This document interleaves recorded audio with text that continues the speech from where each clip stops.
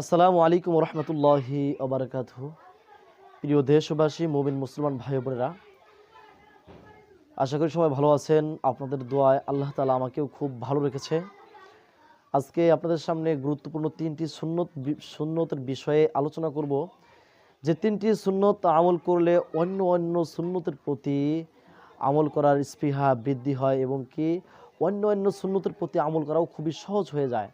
তো আজকে এই তিনটি সুন্নত আপনাদের সামনে আমি আলোচনা করে শোনাবো। কারণ হচ্ছে, যেহেতু সামনে আমাদের অতি নিকটবর্তী রমজান মাস, এখন থেকেই আমাদের বেশি বেশি আমল করতে হবে আল্লাহ তাআলাকে রাজি খুশি করার জন্য। তো এজন্যই আপনাদের কথা মাথায় রেখে আজকে যে তিনটি সুন্নত দিচ্ছে, এই তিনটি সুন্নত ইনশাআল্লাহ সবাই সুন্দরভাবে আমল করবেন। আর এই সুন্নতটি বলার আগে যে কথা না বললেই নয়, আপনারা অবশ্যই আমাদের এই ছোট্ট চ্যানেলটিকে সাবস্ক্রাইব করে রাখবেন আরও সুন্দর সুন্দর ভিডিও পেতে সর্বপ্রথম। তো প্রিয় দর্শক, এখন আপনাদেরকে জানিয়ে দিচ্ছি যে প্রথম যে সুন্নতটি, এই সুন্নতটি হচ্ছে সহিহ শুদ্ধভাবে সালাম দেওয়া, অর্থাৎ সুন্দরভাবে সহিহ শুদ্ধভাবে সালাম দেওয়া।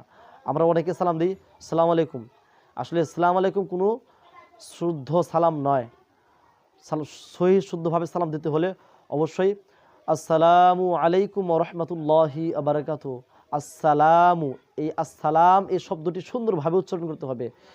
দ্বিতীয় নাম্বার যে সুন্নতটি, এটি হচ্ছে প্রত্যেক ভালো কাজে, প্রত্যেক ভালো স্থানকে, প্রত্যেক ভালো কাজকে ডান দিক দিয়ে, ডান হাত দিয়ে, ডান পা দিয়ে সেটাকে সমর্থন করা। অর্থাৎ মসজিদে প্রবেশের সময় ডান পা দিয়ে প্রবেশ করা, টয়লেটে প্রবেশের সময় বাম পা দিয়ে প্রবেশ করা। আপনি জামা পরতেছেন, ডান হাত দিয়ে জামাটা মানে গায়ে দেওয়া।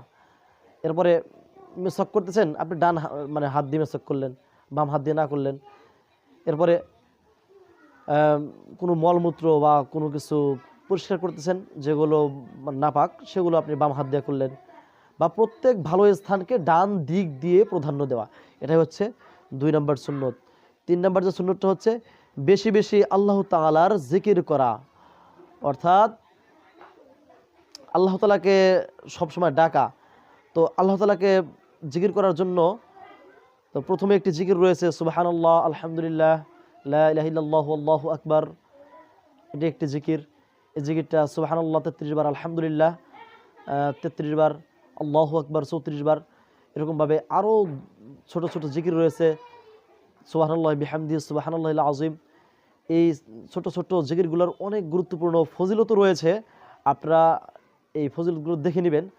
আমি আপনাদেরকে যে কয়েকটি সুন্নত বলে দিলাম, আপনারা সবাই সুন্দরভাবে